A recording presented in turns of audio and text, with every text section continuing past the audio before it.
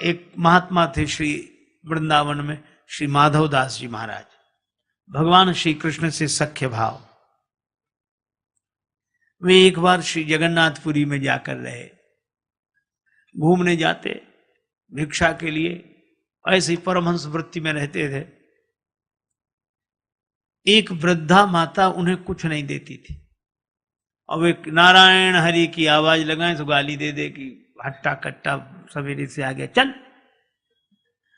और माधव दास जी उसके यहां जरूर जाते। किसी ने कहा कि बाबा वृद्धा कुछ नहीं देती, काहे को जाते हो? कहने लगे वृद्धा तो वो देती जो कोई नहीं देता। कहा क्या? बोले गाली तो देती है, तो हम गाली खाने जाते हैं। अच्छा, वृद्धा के घर बेटे का विवाह हो गया, पर उसके यहां पौत्र का जन्म नहीं हुआ था, खींचती थी। एक दिन नारायण हरि माधव दास जी ने कहा, तो वो कपड़े का पोता लेकर पुताई का काम कर रही थी। उसने जो देखा, बोले फिर आ गया निठल्ला, तो कपड़े का पोता फेंक कर मारा, महात्मा की छाती में लगा। पर माधव दास जी भी बोले कि संत माधव दास भी उत्तर इसी का देगा, और पोता अगर दिया है तो जा पोता तुझे मिलेगा। संत का वचन, उसके घर पौत्र का जन्म हुआ, और वो कहती थी पोता दियो न प्रेम सो रिसवस दीन हो मार, ऐसे पुण्यन सो सखी मेरे पोता खेलत द्वार। जो मैं ऐसे संत को देती प्रेम प्रसाद, तो घर में सुत उपजते जैसे ध्रुव प्रहलाद।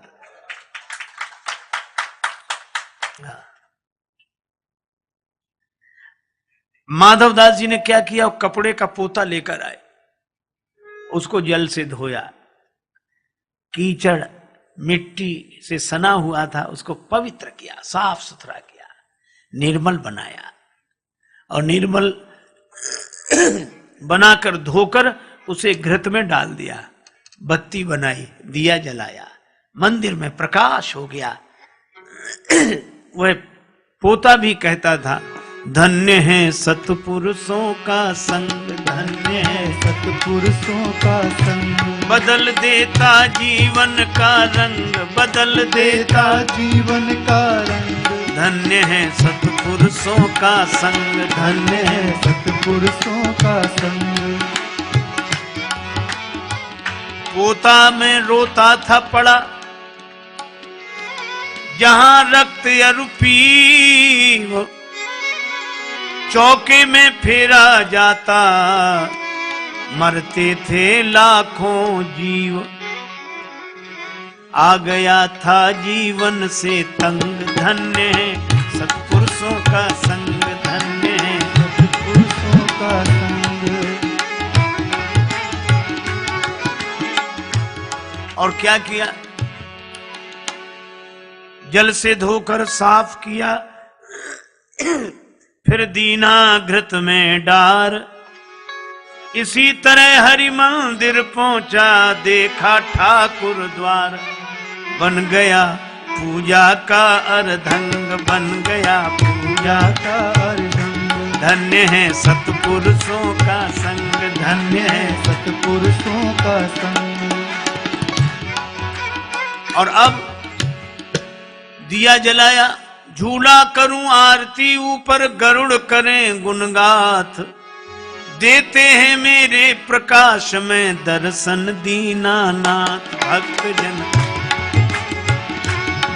जन लेकर हृदय उमंग, धन्य है सतपुरुषों का संग, धन्य है सतपुरुषों का संग। ऐसे श्री माधव दास जी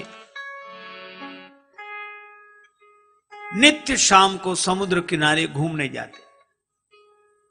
अच्छा, भगवान श्री कृष्ण भी बड़े विलक्षण, उनका सख्य भाव, तो सखा बनकर श्याम सुंदर प्रकट हो जाते और माधव दास जी से बड़ी बातें करते। एक दिन भगवान श्री कृष्ण आए, माधव दास जी ने देखा तो भगवान बड़े उदास, बहुत उदास। माधव दास जी ने कहा क्या हुआ, उदास क्यों है? श्री कृष्ण बोले कुछ नहीं। नहीं नहीं कुछ तो बताओ। क्या बताएं? नहीं नहीं बताओ बताओ। भगवान कृष्ण बोले कि एक बात है, क्या? जब से वृंदावन छोड़ा, यहां जगन्नाथपुरी में आए, हां, तब से चोरी करने को नहीं मिली।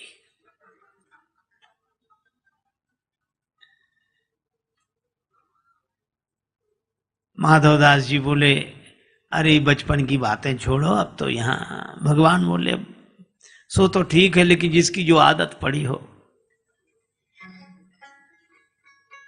बहुत कहा माधवदास जी ने, बोले नहीं, चोरी की तो खैर अब क्या।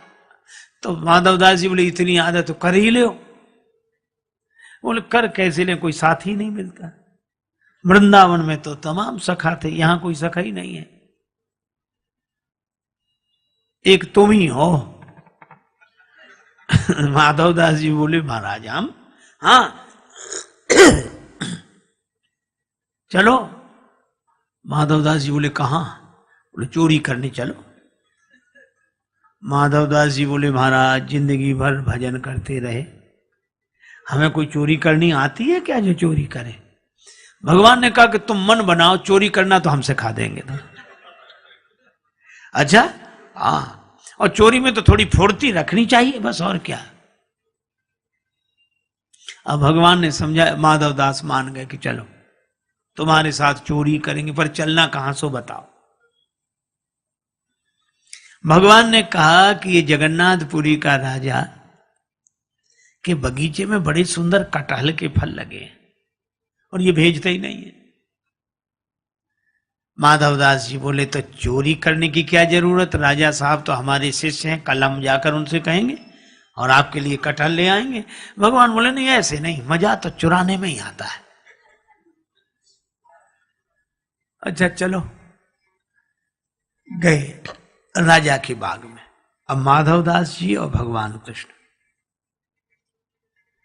अब भगवान बोले, धीरे धीरे बोलना, ठीक है। अब माधवदास जी को तो कोई अभ्यास था नहीं, तो जैसे ये कटहल के पेड़ के पास पहुंचे,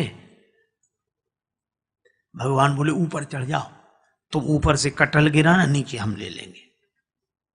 अब माधवदास जी जोर से बोलने लगे, कन्हैया किस पेड़ पे चढ़े, इस पे चढ़े कि इस पे? सो बगीचे के माली ने सुना, बोले, मैं बताता हूं किस पे चढ़ो, अभी आया। भगवान ले गए छिपा कर, तुमसे पहले ही कही थी धीरे धीरे बोलना चाहिए चोरी में। अच्छा ठीक। अब गए, जब वो जाके सो गया, फिर गए। भगवान बोले, इस पेड़ पर नहीं, इस पे चढ़ो, चढ़ो। माधवदास जी चढ़ गए, ऊपर से कटहल गिराओ।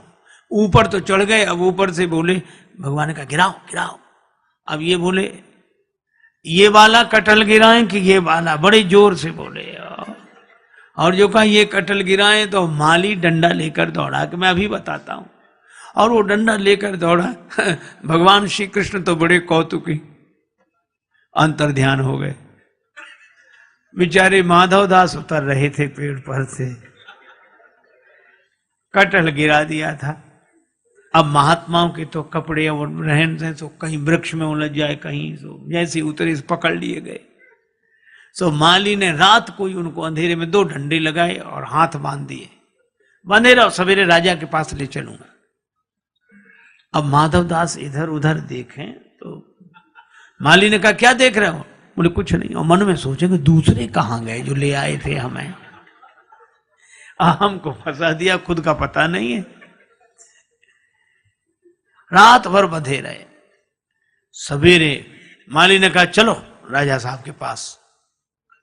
सो हाथ बांधे और माधवदास जी को ले जाए। माधवदास जी बोले, चलो। रास्ते में राजा साहब मिले। राजा साहब घूमने आ रहे थे, उन्होंने देखा कि हमारे गुरुजी को माली क्यों बांधे, तो छड़ी लेकर माली को मारने दौड़े, इनको क्यों बांधा? तो माधवदास जी बोले, इससे कुछ मत कहो। क्यों? बोले, जब ऐसे बंधने के काम करेंगे तो बंधेंगे ही, तो आपने क्या किया ऐसा? माधवदास जी बोले, चोरी। आपने चोरी? हाँ। कैसे? बोले, अब कुसंग में पड़ के सब करना पड़ता है। अरे भाई, किसका कुसंग? बोले, ये घर में बताएंगे। राजा साहब घर लेकर गए। माधवदास जी ने स्नान किया, बैठे, राजा साहब बैठे। माधवदास जी ने पूरी कहानी सुनाई। कहू कन्हैया वो बिना चोरी के नहीं रह पाते हैं। वो वृंदावन से यहाँ आ गए, कहते चोरी करने को मिली नहीं, मजा नहीं आ रहा, सखा कोई नहीं, सो कोई नहीं हम ही मिले। सो हमको कहा कि तुम चलो, और वो माली डंडा लेकर आया, खुद तो उड़ गए, हम पिटते रहे रात भर। और राजा ने सुना, राजा भक्त हृदय, नेत्र सजल हो गए, रोमांचित घात हो गया। और उसने माधवदास जी की बात सुनकर अपना पूरा बगीचा ही श्री जगन्नाथ जी के नाम लिख दिया। और भक्तजन कहते हैं कि आज भी वो बगीचा श्री जगन्नाथ जी के नाम है। तो भगवान ऐसे विलक्षण हैं कि सारे नियम एक तरफ रख के उनको चोरी में ही आनंद। शाम को माधवदास जी वो लिखा पढ़ी का कागज लेकर आए, समुद्र किनारे से भगवान फिर प्रकट। और भगवान कृष्ण मुस्कुराकर बोले, और संत जी रात कैसी कटी?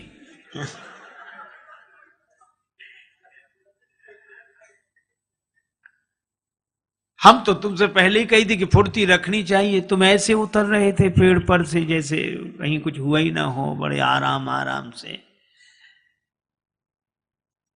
माधवदास जी बोले, हम तो पिटे और बंधे रहे, आप तो अंतर्ध्यान होकर आ गए, लेकिन कुछ मिला? कटहल तक नहीं ला पाए, एक कटहल तक नहीं ला पाए, और हम देखो पूरा बगीचा आपके नाम लिखा कर लाए हैं। अब बोलो, भगवान की इन लीलाओं में प्रेम, केवल प्रेम। अब इस प्रेम भरी लीला को हृदय से देखें। दिमाग से देखेंगे तो फिर तर्क वितर्क उठेंगे, पर यह प्रेम सहजता से, भगवान को हार जाने में ही उतना आनंद, जीत जाने में भी उतना आनंद, वे सदा प्रसन्न रहते हैं। अच्छा, सबसे बड़ी विचित्रता तो ये कि भगवान श्री कृष्ण के जीवन में इतना उतार चढ़ाव, कहीं जन्म, कहीं जन्मोत्सव, मथुरा से गोकुल गए, जेल में जन्मे, लेकिन एक अद्भुत बात, ऐसी प्रतिकूल परिस्थितियों में भी श्री कृष्ण सदा बंसी बजाते रहते हैं, जो हरदम चैन की बंसी बजाते रहे। ऐसे श्री कृष्ण की लीला प्रेम भरी लीला है।